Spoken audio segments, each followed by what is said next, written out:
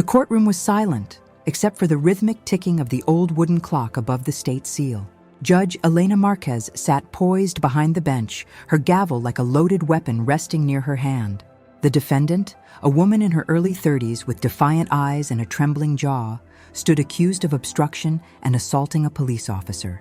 But what no one in that room knew, not the defense attorney, not the jurors, not even the prosecutor, was that the woman on trial had once been Elena's lover, and not just any lover. She was the only person who had ever made Elena question everything she believed in. Her name was Alexia. Elena's grip on the edge of the bench tightened so hard her knuckles turned white. She had spent decades building an impenetrable reputation, the iron judge, the incorruptible symbol of law in the Ninth Circuit. But nothing had prepared her for this. As the trial proceeded, she tried to steady her breathing, but her heartbeat betrayed her, thundering like a drum in her ears as fragments of a past she had buried began to crawl back to life. The first time she met Alexia was not in a courtroom. It was during a midnight protest. Elena was there not as a judge, but as a silent observer, hidden behind tinted windows and political protocol. Alexia, with her torn jeans, fire in her voice, and unapologetic queerness, had captivated her from the moment she stepped onto the stage with a megaphone. In the courtroom now, Alexia's voice cracked slightly as she addressed the jury. "I was protecting someone. I didn't mean to hurt that officer. I didn't want her to be taken like all the others." Elena shifted. Her throat burned. The her Alexia spoke of wasn't just a stranger. It was a mutual connection, someone they both knew from before, a woman whose disappearance had triggered not only a political scandal, but the unearthing of secrets that Elena had tried to silence forever. When court adjourned for recess, Elena fled to her chambers and locked the door behind her. Her reflection in the mirror looked foreign. Her dark blazer, once a symbol of justice, now felt like a costume. She pressed her palm against the glass and whispered to herself, "You can't fall apart now." But deep down, she already had. The first time she kissed Alexia was in the rain. Elena had just finished a keynote speech about ethics in public office. Alexia had cornered her near the emergency exit of the university auditorium. She had said, "Your words are beautiful, Judge Marquez, but do you believe in any of them when no one's looking?" That challenge had unlocked something reckless in Elena, something forbidden, something alive. And now here she was, being forced to sentence the very woman who once made her break every rule, and perhaps every piece of herself. The past wasn't behind her anymore.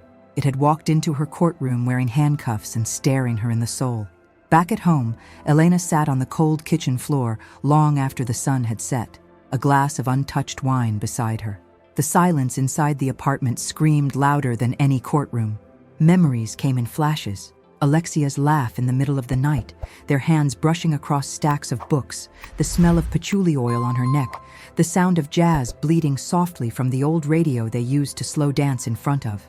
Elena had always believed she could compartmentalize, that who she was behind closed doors could be locked away safely, like a sealed file in a restricted archive. But love, real love, refused to be filed away. In the days that followed, the trial grew darker. Evidence mounted. Testimonies became damning. Elena maintained her composure, but her eyes betrayed her. She no longer looked at Alexia like a stranger. Her gaze lingered. Her breath caught every time Alexia flinched or looked away.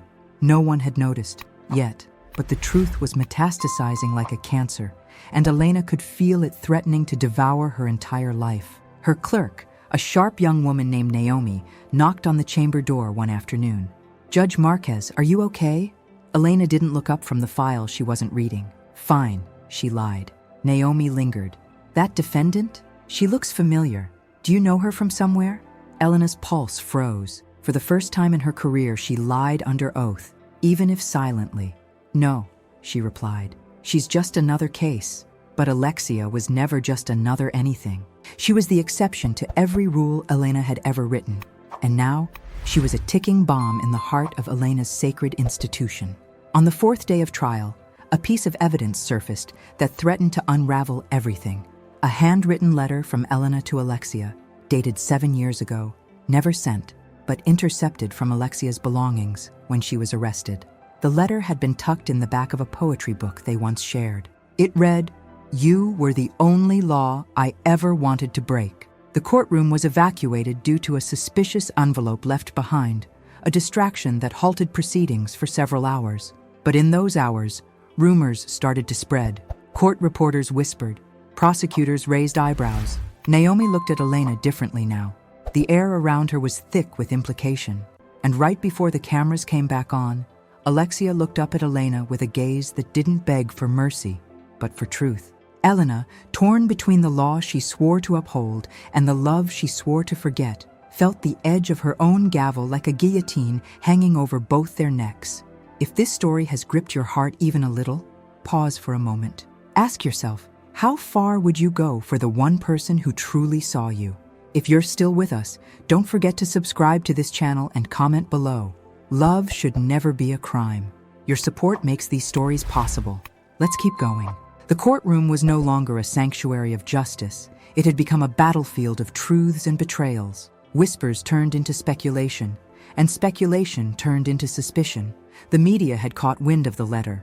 Though not admissible as formal evidence, it became a weapon of narrative. Journalists spun headlines about the judge with a forbidden past, the scandal behind the bench, and a love that defied the system. Elena tried to hold her ground, but the weight of the gavel felt heavier with each passing hour.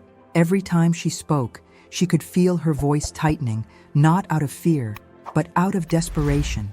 The need to protect what remained of her integrity, or perhaps to protect what was left of Alexia. Alexia, on the other hand, seemed different. Her posture had shifted. Her defense no longer centered only on what happened during the protest. It became something else entirely. A testimony not just of events, but of love, abandonment, and sacrifice. On the 5th day of trial, the defense called Alexia to the stand. Her voice, once sharp and combative, was now low and deliberate. I didn't just push that officer. I was trying to stop them from taking another girl, like they took Lucia. And Judge Marquez knows exactly who I'm talking about. The entire room fell into a vacuum of silence. Elena's heart nearly stopped. Lucia. The name echoed in her chest like a warning bell. Lucia had been one of the few young queer women who disappeared during a wave of controversial raids on activist homes, a series of unrelated arrests that were quietly brushed under the rug years ago. But Lucia hadn't just been another name in the system. She had been Alexia's sister, and Elena had buried the file. 7 years earlier, Elena had discovered irregularities in those arrests. She had compiled a report. She had prepared to go public. But then came the phone call, from a senator, from a donor, from someone who reminded her that judges who make noise don't get reappointed. Elena caved. She buried the file. She signed her silence into permanence, and she walked away. Not just from the case, but from Alexia, from everything. Now her past was no longer a whisper. It was a scream in the middle of a courtroom, and she was trapped in the crossfire. That night, Elena drove for hours. No destination, just movement. Rain splattered across her windshield as she gripped the wheel like a lifeline. Her phone buzzed once, a text from Naomi. They know. She didn't reply. Instead, she pulled over on a dirt road outside the city, turned off the ignition, and let the silence devour her. She sobbed for the first time in years, loud, ugly sobs that peeled the iron layers she had built around herself. She wasn't a judge in that moment. She wasn't a protector of law. She was just a woman who loved and failed, a woman who once had the chance to do the right thing and chose silence instead. The following morning, Elena walked into the courtroom, knowing everything had changed. The prosecution now eyed her with veiled hostility.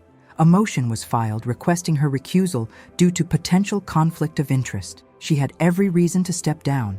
Every precedent supported it, but she refused. I will see this through, she declared, voice steady, even if it destroys me. And in that declaration, something shifted in Alexia's eyes. Not forgiveness, not yet, but something closer to recognition, maybe even a flicker of trust. The final week of trial unfolded like the climax of a tragic opera. Protests erupted outside the courthouse. Elena's face was on every screen. Some called her a disgrace, others called her brave. Inside, the tension was unbearable. The defense shifted their strategy.